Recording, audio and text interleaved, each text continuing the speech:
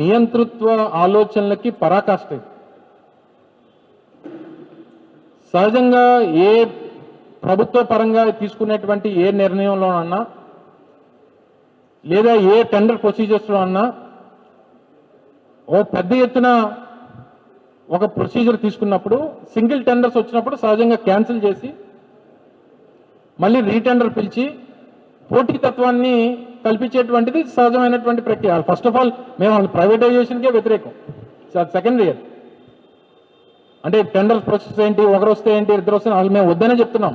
ఒక రకంగా మేము మా నిర్ణయంతో ప్రజలు ఏకీభవించారు, మా ఆలోచనతో మా ప్రజలు కలిసి వచ్చారు. కనీసం ప్రజల తాలూకా అభిష్టం మేరకైనా ప్రభుత్వం వెనకడుగు వేస్తుందని చెప్పి ఎక్స్పెక్ట్ చేస్తాం, లేదు. కానీ ఎవరైతే ప్రైవేట్ వ్యక్తులు అయితే ఎవరైతే ఉన్నారో వారు వెనకడుగు వేశారు. మంచిది, వారికి మంచిది, రాష్ట్రానికి మంచిది.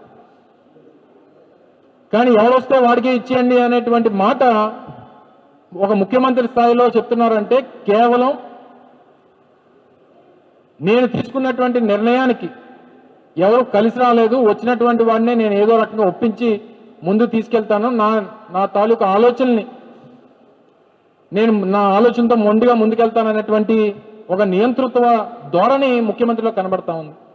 అది రాష్ట్రానికి మంచిది కాదు, వ్యవస్థలకు మంచిది కాదు, అంతకు మించి అందరికన్నా ఇందులో నష్టపోయేటువంటి ప్రజలకి అంతకన్నా మంచిది కాదనేటువంటిది మా అభిప్రాయం. Thank you.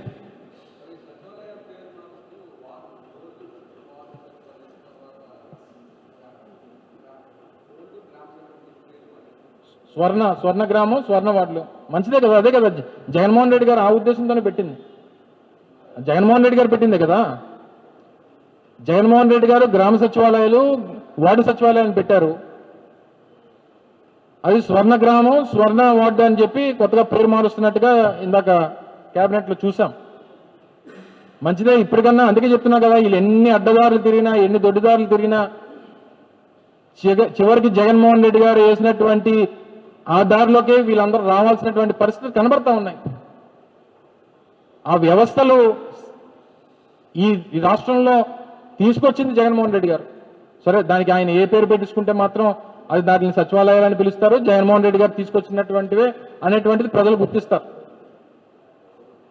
నేను అనేక సందర్భాల్లో చెప్పాను, ప్రతిదానికి పేరు మార్చినంత మాత్రాన దాన్ని సృష్టించినటువంటి సృష్టికర్త ఎవరనేటువంటిది ప్రజలు మర్చిపోరు అనేటువంటి విషయాన్ని చంద్రబాబు నాయుడు గారు గుర్తుపెట్టుకోవాలని చెప్పి కోరుతా ఉన్నాం.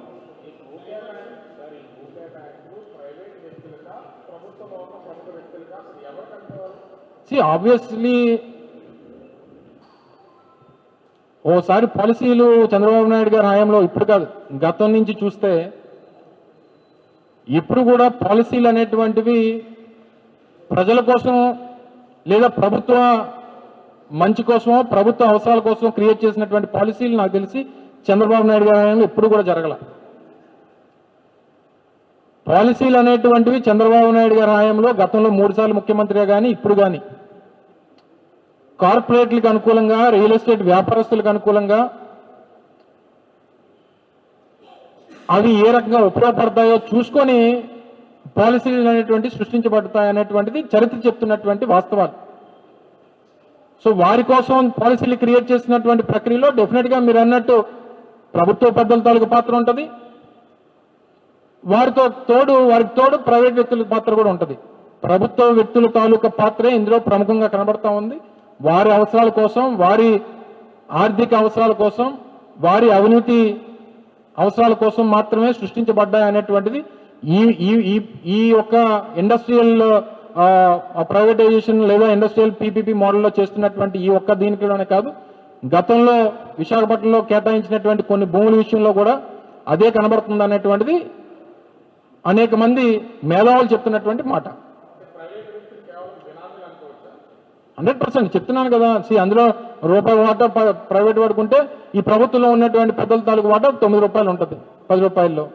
సో డెఫినెట్గా ప్రైవేటు వాడు అనేటువంటి వాడిని ముందు పెడతారు తప్ప వెనకాతలో ఉండేదంతా వీలే కదా. పాలసీలే వీళ్ళ కోసం తయారు చేసుకున్నప్పుడు ప్రైవేట్ వాడిని ఒక ముందు ఫేస్ ఆఫ్ ద కంపెనీ కిందో లేకపోతే ఇంకో దాని కిందో పెడతారు. ఉర్సా అనేటువంటి సంస్థ ఉంది విశాఖపట్నంలో 57 ఎకరాలు కేటాయించారు. నెల రోజులైంది ఆ సంస్థ పెట్టి, 10 లక్షల క్యాపిటల్, ఆ సంస్థకు ఆఫీస్ లేదు, ఎంప్లాయీస్ లేరు. మరి దీని వెనకతలు ఎవరున్నట్టు? ముఖ్యమంత్రి గారు కొడుకే కదా, సంబంధించినటువంటి శాఖ మంత్రే కదా. అంత క్లియర్గా కనబడిన తర్వాత ఇంక మరి ఇది ఎవరి కోసం చేశారని అంటే ఇంక సమాధానం అంతగా క్లియర్గా కనబడుతున్న తర్వాత దాని గురించి మరి చర్చించుకోవడానికి ఏముంటుంది చెప్పండి?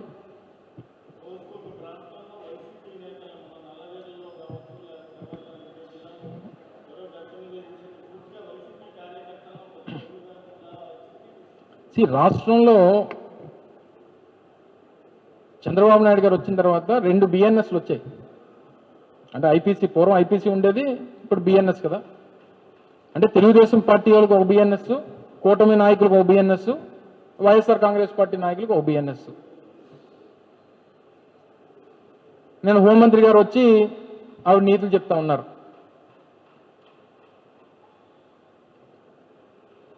వైఎస్ఆర్ కాంగ్రెస్ పార్టీ వాడు లేదా మా పార్టీ కార్యకర్త, మా పార్టీ నాయకులో, లేదా మా పార్టీ పెద్దలో వాళ్ళు ఏం చేసినా తప్పే, తెలుగుదేశం పార్టీ నాయకులు ఏం చేసినా ఒప్పే అనేటువంటి విధంగా ఈ రాష్ట్రంలో లా అండ్ ఆర్డర్ నడుస్తూ ఉంది. జగన్మోహన్ రెడ్డి గారి తాలూకా జన్మదిన వేడుకలు బహుశా నాకు తెలిసి గతంలో ఆయన 5 సంవత్సరాలు ముఖ్యమంత్రిగా ఉన్నప్పుడు కూడా అంత పెద్ద ఎత్తున వేడుకలు జరగలేదు. దానికి వివిధ కారణాలు ఉండొచ్చు. కానీ ఈ సంవత్సరం మొన్న 21వ తారీఖు జరిగినటువంటి జన్మదిన వేడుకలు జగన్మోహన్ రెడ్డి గారు రాష్ట్ర వ్యాప్తంగా చిన్న పల్లె నుంచి పట్టణం వరకు దేశంలో అనేక మిగిలినటువంటి నగరాల్లో, ప్రపంచవ్యాప్తంగా అనేక తెలుగువారు ఉన్నటువంటి ప్రాంతాల్లో ఎంత ఘనంగా జరిగిందో మీరు అందరూ కూడా చూశారు. ఇంకా ఆ రోజు నుంచి ప్రభుత్వ పెద్దల్లో వారి కడుపు పంట ఒక పక్క, నిద్రలేనితనం ఒక పక్క, అసలు ఏంటి మనము అధికారంలో ఉన్నామా, జగన్మోహన్ రెడ్డి గారు అధికారంలో ఉన్నారా తెలియనటువంటి పరిస్థితులు వాళ్ళకి కనబడతా ఉన్నాయి. అభిమానం అనేటువంటిది నువ్వు అధికారంలో ఉంటే ఉంటుంది, లేకపోతే ఉండదు అనుకుంటే అమాయకత్వం. బహుశా అధికారం ఉన్నప్పుడు ఏంటంటే మనకి ఏదన్నా ప్రభుత్వంలో ఉన్నాం కాబట్టి ఏదైనా చేయాలనేటువంటిది ఆశించడం ప్రతి కార్యకర్తలో ఉంటుంది, అది తప్పు కాదు. అది జగన్మోహన్ రెడ్డి గారు అధికారంలో రాకముందే చెప్పారు, కులం, మతం, ప్రాంతం, పార్టీ ఏవి చూడడం, అన్న వస్తున్నాడని చెప్పండి, మంచి రోజులు వస్తున్నాయని చెప్పండి అని ముందే చెప్పాడు. ఆ ప్రక్రియలో ప్రతి ఒక్కరికి మేలు చేసేటువంటి కార్యక్రమం చేశాం. ఈ 2 సంవత్సరాల్లో వారికి జరిగినటువంటి, ప్రజలకు జరిగినటువంటి నష్టం కనబడింది. మా నాయకుల్లో నిజాయితీ మా కార్యకర్తలకి, రాష్ట్రంలో ప్రజలకు కనబడింది కాబట్టి అంత పెద్ద ఎత్తున వేడుకలు జరిగినాయి. సో వీటన్నిటినీ పక్కన పెట్టి దీన్ని ఏ రకంగా తప్పుదోవ పట్టించాలన్నటువంటి ఒక ప్రక్రియ గడిచినటువంటి 3 రోజులుగా నడుస్తూ ఉంది. సో ఏదేమైనప్పటికీ లా అండ్ ఆర్డర్ అనేటువంటిది ప్రతి ఒక్కరికి సమానం. ప్రతి వ్యవస్థ ప్రజలందరికీ సమానంగా ఉండాలి తప్ప ఒక పార్టీకి ఒక రకంగా, ఒక పార్టీకి ఒక రకంగా ఉండకూడదు అనేటువంటిది ఈ ప్రభుత్వం తెలుసుకోవాలి. ఇది పాత రోజులు కాదు, చివరికి మిమ్మల్ని కూడా నోటుకొచ్చినటువంటి మాటలు మాట్లాడారు. జర్నలిస్టుల్ని ఒక సభాపతి, ఒక డిప్యూటీ స్పీకర్ స్థానంలో ఉన్నటువంటి ఒక వ్యక్తి వచ్చి మిమ్మల్ని నోటుకొచ్చినటువంటి మాటలు మాట్లాడితే మీరు కనీసం స్పందించలేనటువంటి పరిస్థితిలో ఈరోజు రాష్ట్రంలో ఉన్నారంటే ఏ మేరకు ఈ ప్రభుత్వంలో ఉన్నటువంటి పెద్దలు ఏ రకంగా వ్యవస్థలను భయపెడుతున్నారు అన్నటువంటి దానికి అది ఉదాహరణ. సో దయచేసి ప్రజలు గమనిస్తారు, ఈ రోజులు ఎప్పుడు ఒకలా ఉండవు. కళ్ళు మూసి తెరిచేలోపు జగన్మోహన్ రెడ్డి గారు చెప్పినట్టు 2 సంవత్సరాలు అయిపోయింది. ఇంకో 2 సంవత్సరాలు పోతే ఎలక్షన్ సంవత్సరం. ఎక్కువ కాలం లేదు, ఎక్కువ ఎరగబాటు వద్దు. మీ ఇంటి నుంచి మా ఇంటికి ఎంత దూరం, మా ఇంటి నుంచి మీ ఇంటి కూడా అంతే దూరం. అది కూడా దయచేసి గమనించమని చెప్పి కోరుకుంటూ ఈ సందర్భంగా మరొక్కసారి వారికి కూడా నూతన సంవత్సర శుభాకాంక్షలు తెలియజేసుకుంటూ సెలవు. Thank you.